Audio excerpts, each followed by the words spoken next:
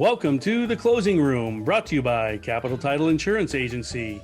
The Closing Room is an interview show where our guests are other professionals in the real estate services industries who all have the same goal: help the customer get to the closing room.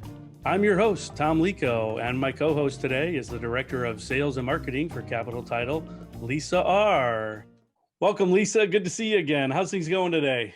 Hey, things are going great. I'm just dreaming about turkey. Yeah, that's what we have coming up, and we're having a great July this November. Still business really busy, so we're going to talk about real estate today with one of our most experienced real estate agents and one of my favorite people. So introduce today's guest for us. Great. Today we have with us Conne Terova. She's been helping clients with customers to obtain their real estate goals for over 30 years and is in the top 1% of realtors nationwide. Connie's enthusiasm, knowledge, and integrity have been the keys to her success. She is a top agent for Real Estate One and a member of their elite President's Council of Excellence. Connie and I have a few things in common. We both love I Love Lucy, old reruns, and the movie My Big Fat Greek Wedding. Well, welcome, Connie, and thank you for joining us today. Thank you. Thank you for inviting me. You know, it's hard to think of with Thanksgiving, and I think of my that movie, My Big Fat Greek Wedding, and he's a vegetarian. That's okay. I make lamb. You know, that's always a classic line. So 30 plus years in the real estate business, and I'm guessing this is your first year of doing it during a pandemic. Yes. I was not very educated about how to work during a pandemic. Fortunately, we had a lot of support with the company. Mm-hmm. I've never attended so many Zoom meetings in a day or in a week. Right. Got very used to communicating that way with everyone. How was it communicating with customers, though? Because we've been very restricted on open house. We had no open houses, then we could do for a little bit. Now we're no open houses again, and the showings and the mask and the protocols. How's that? Well, when the first shutdown happened, when it was pretty alarming because nobody knew what to do. Everybody was in the same boat. It was the craziest time because we ended up listing a property. I never saw it, never put a lockbox on it, didn't put a sign up because we weren't allowed to do that. And I was afraid if we did do any of that, I would get in trouble and lose my license. And I didn't want to put anything in jeopardy in that regard. And the seller, who I'd never met, it was a referral from an agent up in one of our other Real Estate One offices up north. And I'd never met her. And she videotaped her house, which was horrible. It was the most horrible video. It was herself in the front window, the reflection of herself. But it was all we had to go on. Yeah. And so we ended up posting it, listed it, posted the pictures. It sold. Buyer had never seen it. We closed. I never met the seller. And I ended up referring her out to another Real Estate One person. Mm-hmm. And so anyway, it ended up turning out very well, but it was trying. It was trying to put people were scared and alarmed at the beginning of this. I think now people are more used to it than before. And so we have to go with the protocols. Sometimes people are okay with it. Sometimes they're not. You just go with the flow, just like with any part of our business. Right. You weren't even able to work though for 6 weeks, was it? Mm-hmm. But we did work, and that was I learned a lot from you just have to change the way you do things. I mean, all of us had to learn how to do everything differently. And so it was very, very easy to reach out to people because they too were in the same position we were in. Right. They were scared. I think they needed a little bit of an uplift and a positive thought and letting them know you're thinking of them. And so I grew to actually enjoy one-on-one with them and reaching out to them. I did. It made things important for us to do that, I think, as agents. What tools or software helped you with that transition? Texting a lot because I didn't want to bother people. Yeah. And phone calls to certain people and people that were alone or people that, especially people that were alone, older people. Being in this business, I've got a conglomeration of different, generations that I've worked with, and reaching out to parents with their kids being out of school and their homeschooling and learning that and understanding that I'm in a different place in life now. I don't have all of that going on. Hallelujah, Right. Jesus. Yeah. And Fortunately, so, but I'm able to understand. I homeschooled one of my kids. I know what yeah. it's like and how you're trying to work and you're trying to be a mom and a housekeeper and work and everything else you're supposed to do in the midst of it. So I think our job, honestly, it became really obvious to me that we were supposed to be there to service them, to give them positive thoughts and be optimistic with them. And I still do the same thing now. I mean, we're going toward a vaccine and we're not, we're going to be okay. We're going to be okay. And they all, I don't know how the market's doing, which has been phenomenal, Yeah. crazy phenomenal. So Did you have people take their house off the market because they're working from home and they are nope, homeschooling and the house is chaos, not the best? no, not at No. all. As a matter of fact, I felt like once we were able to open up a little bit, Yeah. it was busy, busy, busy, crazy busy. And I know it was for you guys too. I mean, Sure. we were all, I mean, it was nuts, but you had low interest rates, low inventory. Right. So everybody was winning and we were nuts. I mean, this has been our busiest year in my 31 years. And during a pandemic, really? Yeah.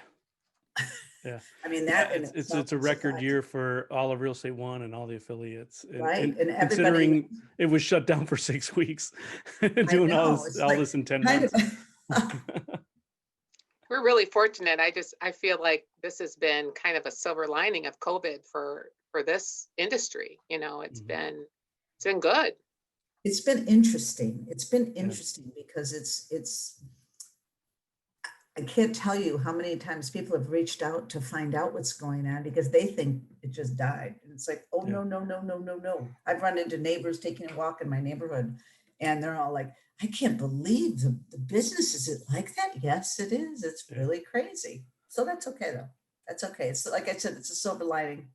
Have you stopped using any type of tools, or what are some things that you no longer do because of this pandemic Well, era that we're in? I use every tool I possibly can because everybody communicates differently. Mhm. So I send out every year a Thanksgiving card thanking all my clients for their support, their business, and to be safe. I do that every year. So that's the same. I'm not going to stop doing certain things because of COVID.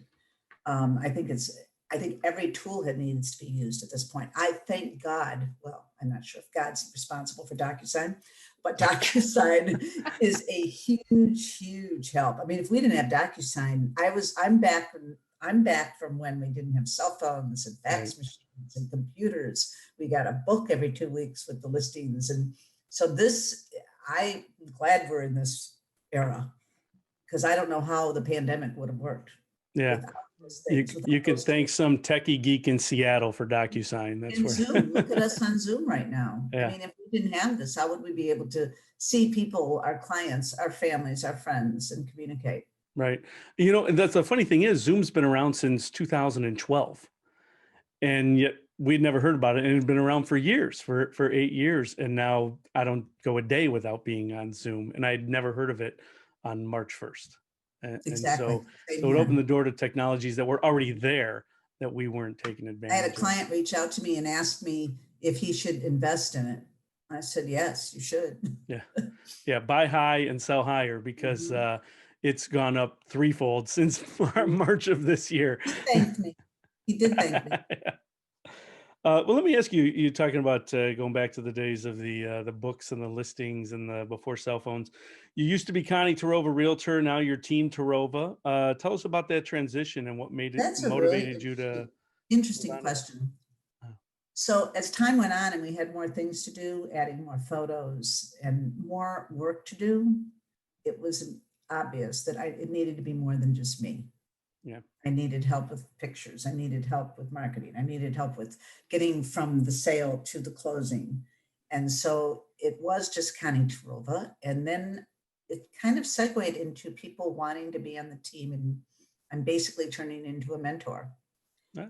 And I love that part because I'm trying to help everyone succeed. I've made a lot of mistakes. And I'm talking about investment mistakes that you don't need to spend a whole lot of money to be in this business. I mean, you have to pay for the obvious things, but you don't need to be putting a billboard up and putting your name on a shopping cart, because that's not going to get you the calls. It's going to be your reputation. It's going to be the way in which you handle people. And you will get, my business is all from referrals from past clients, from my sphere. And so if you're taking a good amount of your time and energy and taking care of people, you will succeed. And so mentoring the people that are on my team is a highlight for me. And I mean it, because they look to me for help. And heck, after 31 years, there's only a few things I don't Seen feel it all. good.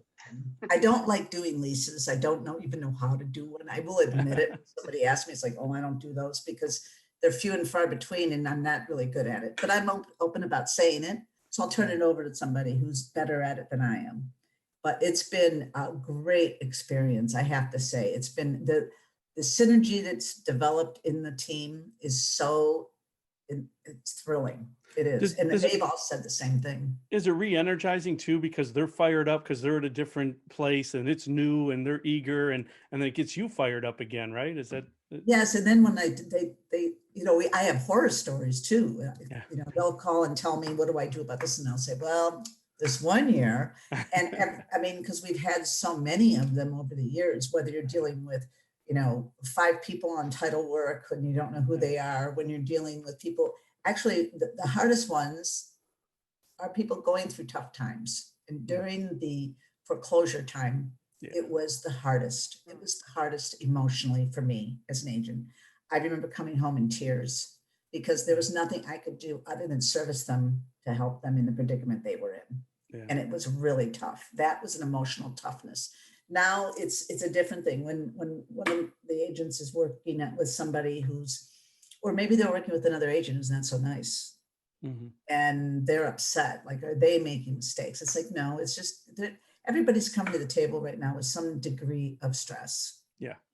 And remember, it's not about you. If you've done everything right and your I's are dotted and your T's are crossed, it's not about you. And so back away and remember that they are going through a tough time. Right, because you don't know what chaos is going on in their life, that this just set it off, and it was not anything that you really did, but just. And if that comes across to people, they understand that you are a human being and that you're a human first, you're a realtor second. Right. So what communities do you serve? I know you're out of the Milford office and you cover I'm mostly. I'm born and raised in Detroit. And so I'm a Northwest Detroit individual. So I can go anywhere from Detroit to down to Livonia and Canton to Fenton to, oh my gosh, Lansing. I've been Ann Arbor. I was a realtor in Ann Arbor too for Real Estate One back in the 80s.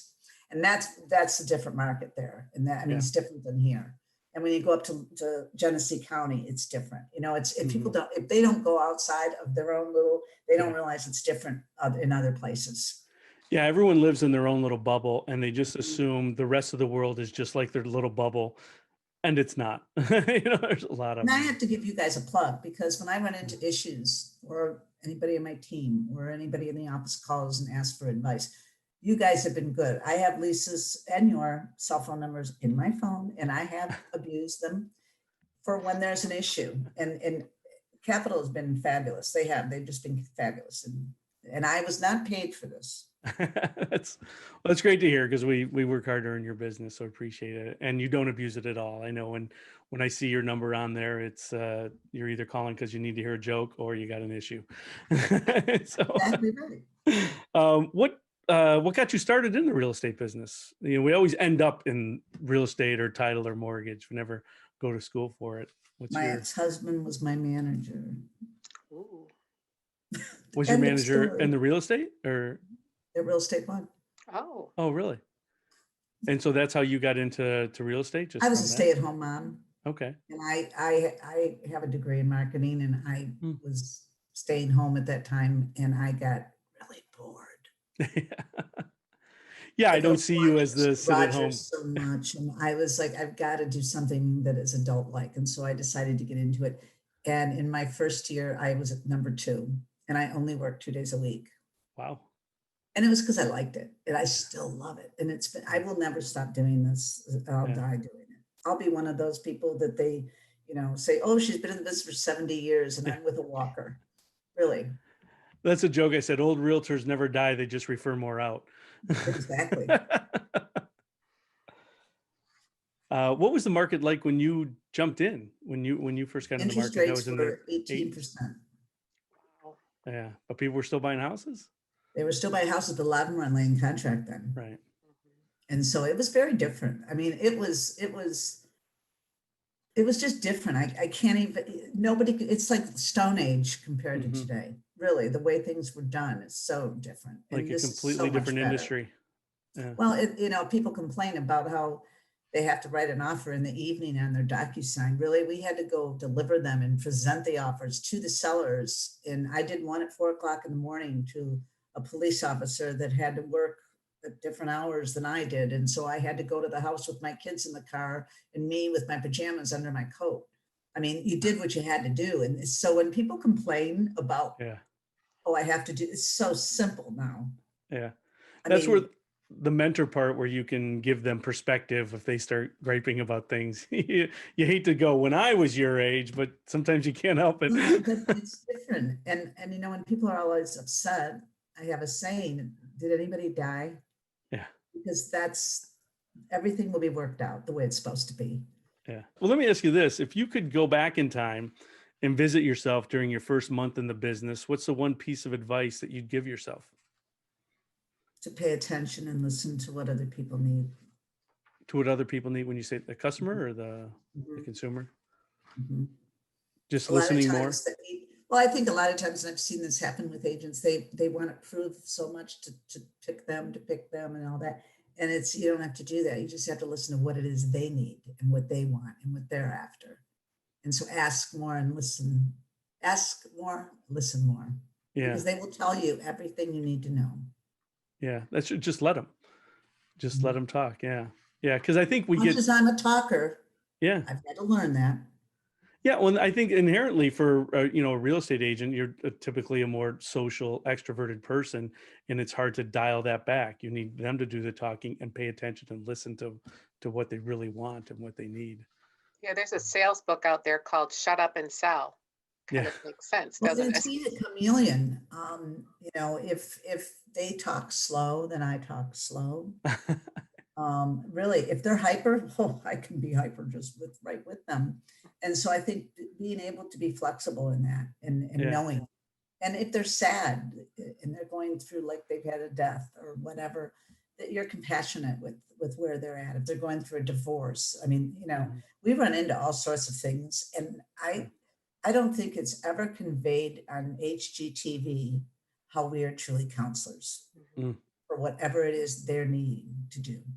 Yeah, because the home buying experience, it's not just an investment; it's an emotional experience. That's your life, right? So when you have and my mom, she's been in the same house since 1967. Her and my dad built that house. My dad's passed away; she's still there. Um, I can't see her selling it. I don't know if she can go through that emotional, Mhm. standpoint of, this is where I raised my whole family, my whole adulthood. And you have those situations, and it's not just a transaction. It is a big deal of how they're doing it. Or the first time home buyer who is just on the opposite end of the spectrum, right? Who's just getting going and they're excited about it. So yeah, switching gears, knowing your audience, right? Yes, And and letting playing to them that. realize you're not going to let them make a mistake. You're Mhm. not going to let them get bowled over by anybody in a negative way. My favorites are first-time home buyers and old people, to be very honest, because they're the ones that will make sure they don't make a mistake Yeah. or that anyone will take advantage of them. And I will explain it up thoroughly every single step of the way. And that's what we're supposed to do. Right. Yeah, as counselors. I mean, I can't see any Definitely. other way to do it. Yeah. Lisa, do you have any other questions, or? No, I don't. All right, I was going to just kind of bring up, Mm. I know I mentioned to you, Tom, about, Mhm. Connie talking about how she likes to be a mentor. And, Yeah. I recall those days when we were meeting in person, right? And in the Milford office downstairs for training Tuesdays. And Connie was always there. Connie was Yeah. always ready to let people know what her experience was. So that was something I really valued, that you were willing to share your experiences and help other people be successful. Thank you. I have to say, though, the funny thing about it is it's never boring in this business. Right. Yeah, true. It's never the same. I Mhm. mean, Because It people are just never is. the same. No. Yeah. Well, nothing's ever the same. The deals, you have a Yeah. lot of cooks in the kitchen. You Yeah. have a lot of cooks in the kitchen. Unless you're double dipping and it's both your listing and sale, that's still a lot of stress too, because you're Right. trying to play both sides and be, you know, professional all the way through and explaining everything all the way through and warning them of anything that could and may happen. But excuse me, the thing is that we have to make sure that communication to our buyers and sellers is that things can happen. And so bringing it up front, you know, okay, we're going to go through the inspection now. You could run into these issues. Warning them, I think, is really important. And that's communication. If you just avoiding and staying quiet and that's not a good thing. Right. Well, also, buyers and sellers just flat out, they don't move a lot. They don't buy and sell a lot of houses. So they are reliant on you to be that counselor, because they can be a little bit intimidated and a little bit scared of what's going on and what not to expect. They don't want to sound stupid. And so, some people just need their hand held, and that's part of what you need to do. Right. Exactly. Well, now it's time for our up close from a distance segment. This is where we take a minute to get to know you a little better while maintaining our social distance. I'm going to ask you 10 questions, and I need the first answer that comes to your mind. And Okay, hold on. And you have 60 seconds. So you ready? Mind moving. All right. What's your favorite holiday? Easter. COVID's over. Where's your first vacation going to be?